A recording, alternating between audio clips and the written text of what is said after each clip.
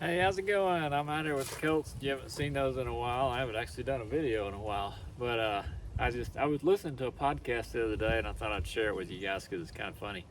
The guy had been kind of commissioned or hired or whatever to go down to Argentina to start some colts. And this was several years ago when round pen trainers and kind of horsemanship was not really all that popular.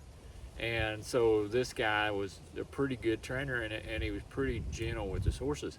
So he went down there, and he had an interpreter, and it was a big outfit. They had a lot of horses. I think he said they had 200 head of fillies to start with, and they started on the horse colts.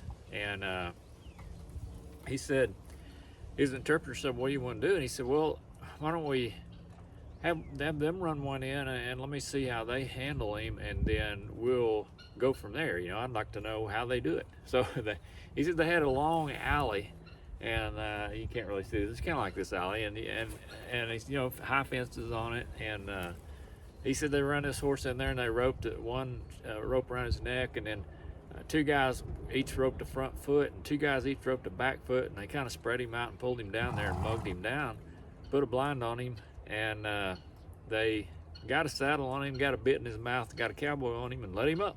And so, he ran around there up and down that long alley and bounced off the fences a time or two, and bucked and carried on, and just kind of had a ringtail fit.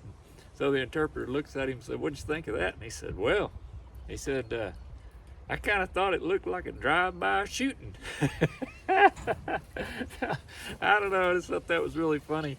We do things and we may not know any better. And he wasn't. I will give the guy credit. He was not banging on the people there that were. They were doing things the way they were taught to do things, and we all do that. We've seen it done, or we try to do it ourselves.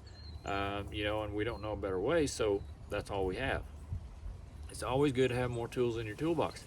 I've seen colts started both ways. We start these on more of a horsemanship side, and actually ride that way and get along pretty well with our horses and never really have too much of a bobble. You kind of know what's going to happen before you ever get on, because you do groundwork and you don't get that horse to moving around. And yeah, I learned something new nearly every time I mess with a horse. So I just wanted to share that with you and maybe get you thinking outside your box a little bit about how you do something, or maybe how you were taught, or how your predecessors did it, how it's always been done. Doesn't really matter what it is, from anything in business, anything that you do cooking wise, horsemanship, stockmanship. There are probably ways that you could improve, and it will probably benefit you and everyone around you to do some improvement on that.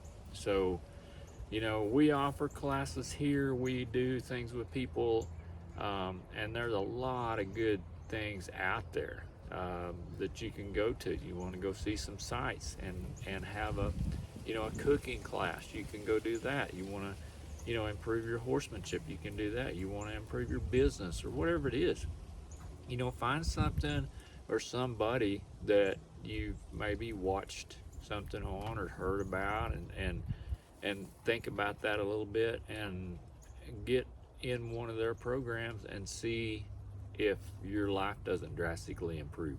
So just wanted to come by and share that with you. Hope it brightens your week a little bit. I know it was funny for me. So we'll catch you guys down the road.